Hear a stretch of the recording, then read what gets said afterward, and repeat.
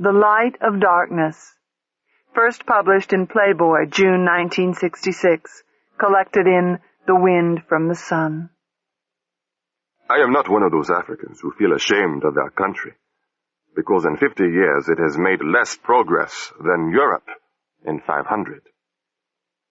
But where we have failed to advance as fast as we should, it is owing to dictators like Chaka. And for this, we have only ourselves to blame. The fault being ours, so is the responsibility for the cure. Moreover, I had better reasons than most for wishing to destroy the great chief, the omnipotent, the all-seeing.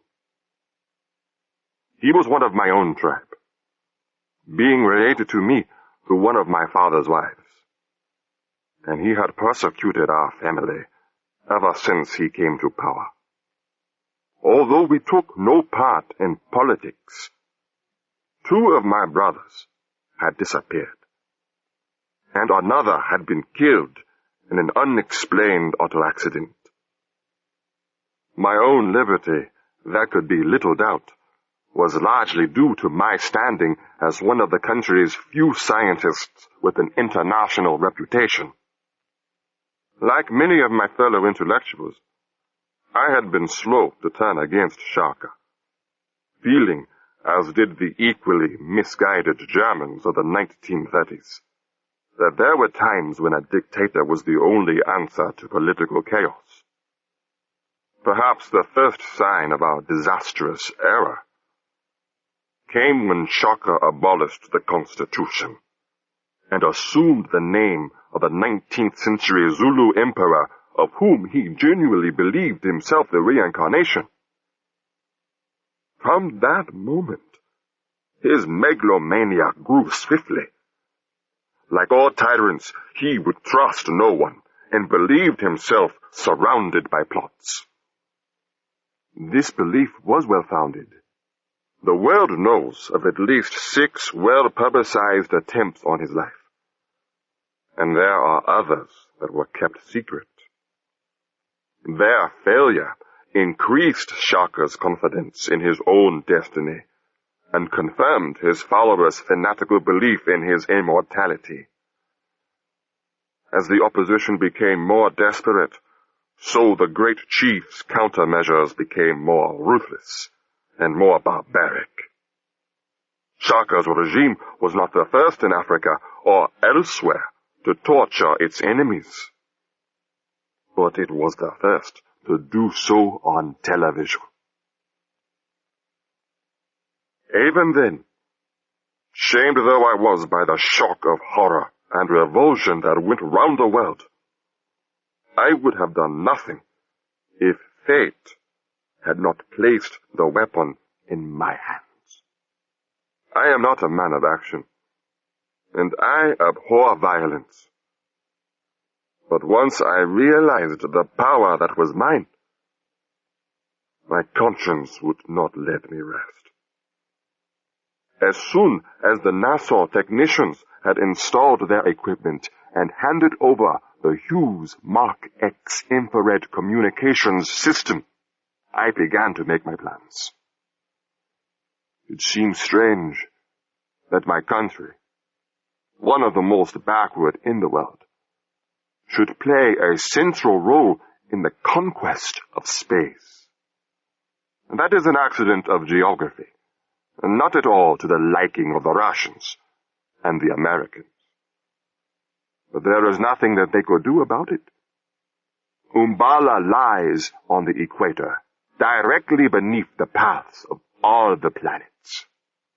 And it possesses a unique and priceless natural feature, the extinct volcano known as the Zambui crater.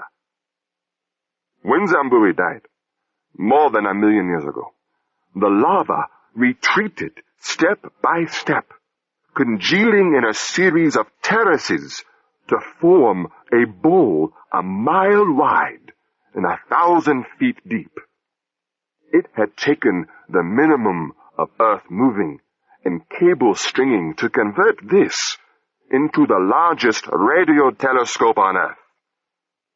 Because the gigantic reflector is fixed, it scans any given portion of the sky for only a few minutes every 24 hours as the Earth turns on its axis.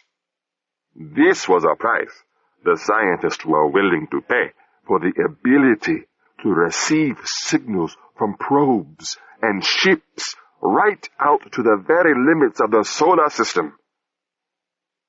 Chaka was a problem they had not anticipated.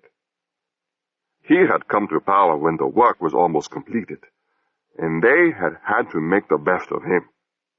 Luckily, he had a superstitious respect for science, and he needed all the rubles and dollars he could get. The Equatorial Deep Space Facility was safe from his megalomania. Indeed, it helped to reinforce it. The big dish had just been completed when I made my first trip up the tower that sprang from its center. A vertical mast, more than 1,500 feet high, it supported the collecting antennas at the focus of the immense bowl.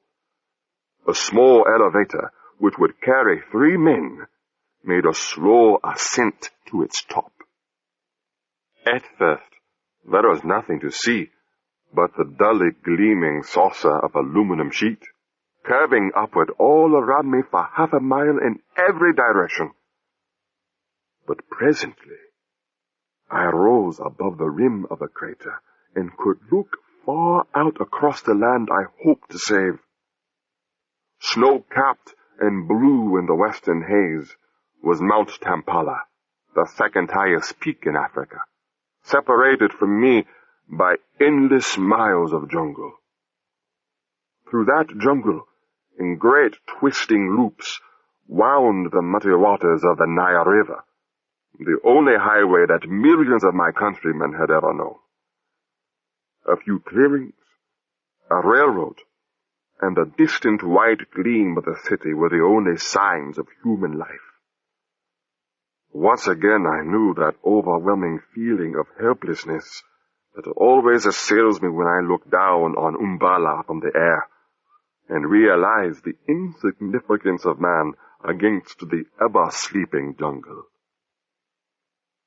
The elevator cage clicked to a halt, a quarter of a mile up in the sky.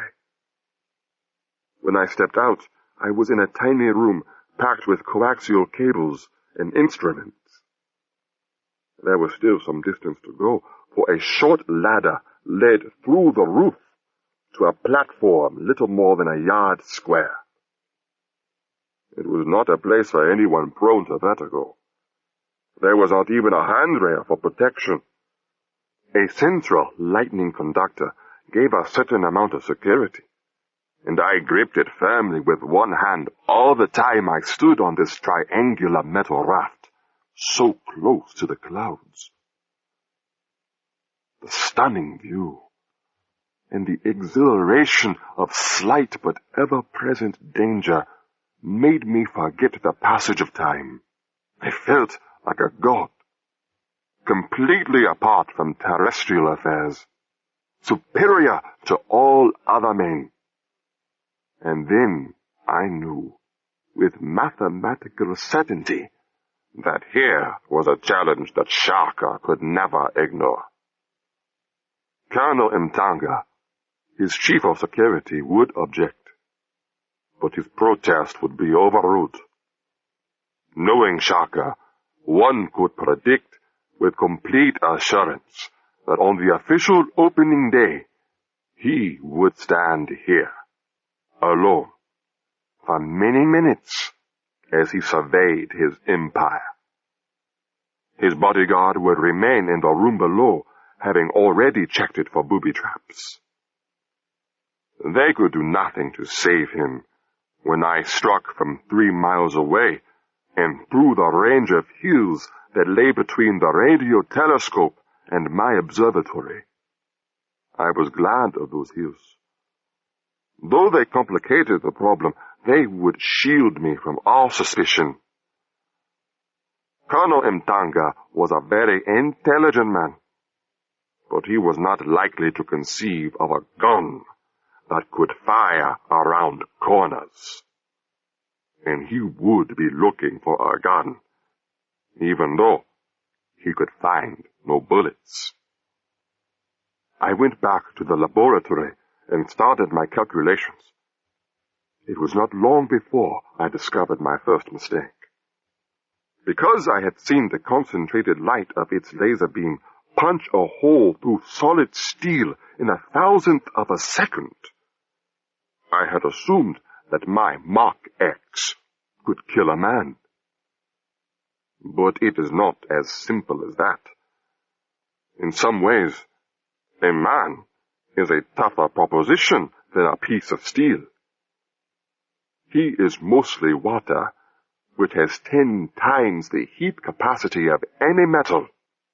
A beam of light that would drill a hole through armor plate, or carry a message as far as Pluto, which was the job the Mach X had been designed for, would give a man only a painful but quite superficial burn. About the worst I could do to Chaka from 3 miles away was to drill a hole in the colorful tribal blanket he wore so ostentatiously to prove that he was still one of the people. For a while I almost abandoned the project, but it would not die. Instinctively I knew that the answer was there, if only I could see it. Perhaps I could use my invisible bullets of heat to cut one of the cables guying the tower, so that it would come crashing down when Chaka was at the summit. Calculations showed that this was just possible if the Mach X operated continuously for 15 seconds.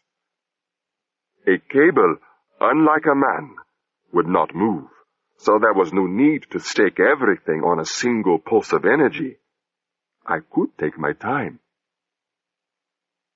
But damaging the telescope would have been treason to science, and it was almost a relief when I discovered that this scheme would not work.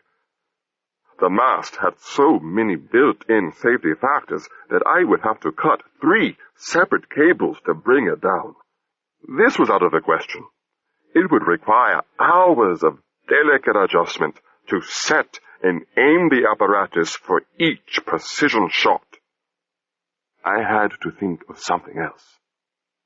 And because it takes men a long time to see the obvious, it was not until a week before the official opening of the telescope that I knew how to deal with Chaka, the All-Seeing, the Omnipotent, the father of his people. By this time, my graduate students had tuned and calibrated the equipment, and we were ready for the first full-power tests. As it rotated on its mounting inside the observatory dome, the Mach X looked exactly like a large, double-barreled reflecting telescope, which indeed it was. One 36-inch mirror gathered the laser pulse and focused it out across space. The other acted as a receiver for incoming signals, and was also used like a super-powered telescopic sight to aim the system. We checked the lineup on the nearest celestial target, the moon. Late one night, I set the cross wires on the center of the waning crescent and fired off a pulse. 2.5 seconds later, a fine echo came bouncing back. We were in business. There was one detail still to be arranged, and this I had to do myself, in utter secrecy. The radio telescope lay to the north of the observatory, beyond the ridge of hills that blocked our direct view of it. A mile to the south was a single isolated mountain. I knew it well, for years ago I had helped to set up a cosmic ray station there. Now it would be used for a purpose I could never have imagined in the days when my country was free. Just below the summit were the ruins of an old fort, deserted centuries ago. It took only a little searching to find the spot I needed. A small cave, less than a yard high, between two great stones that had fallen from the ancient walls. Judging by the cobwebs, no human being had entered it for generations. When I crouched in the opening, I could see the whole expanse of the deep space facility, stretching away for miles. Over to the east were the antennas of the old Project Apollo tracking station, which had brought the first men back from the moon. Beyond that lay the airfield, above which a big freighter was hovering as it came in on its underjets.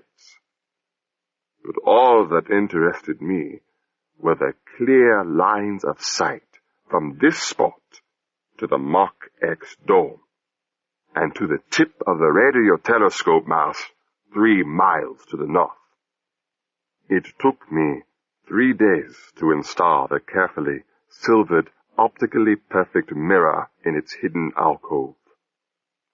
The tedious micrometer adjustments to give the exact orientation took so long that I feared that I would not be ready in time. But at last, the angle was correct, to a fraction of a second of arc. When I aimed the telescope of the Mach X at the secret spot on the mountain, I could see over the hills behind me. The field of view was tiny, but it was sufficient.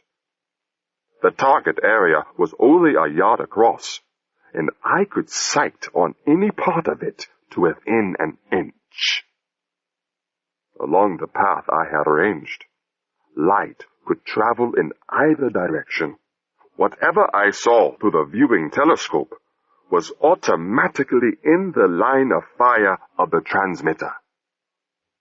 It was strange, 3 days later, to sit in the quiet observatory with the power packs humming around me, and to watch Chaka move into the field of the telescope.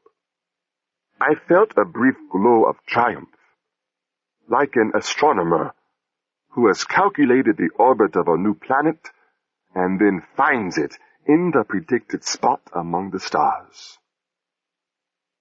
The cruel face was in profile when I saw it first, apparently only 30 feet away at the extreme magnification I was using.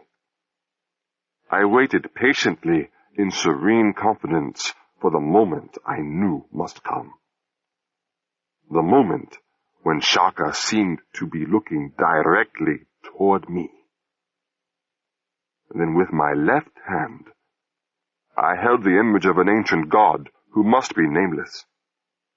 And with my right, I tripped the capacitor banks that fired the laser, launching my silent, invisible thunderbolt across the mountains. Yes, it was so much better this way. Chaka deserved to be killed, but death would have turned him into a martyr and strengthened the hold of his regime. What I had visited upon him was worse than death, and would throw his supporters into a superstitious terror. Chaka still lived, but the All-Seeing would see no more. In the space of a few microseconds, I had made him less than the humblest beggar in the streets.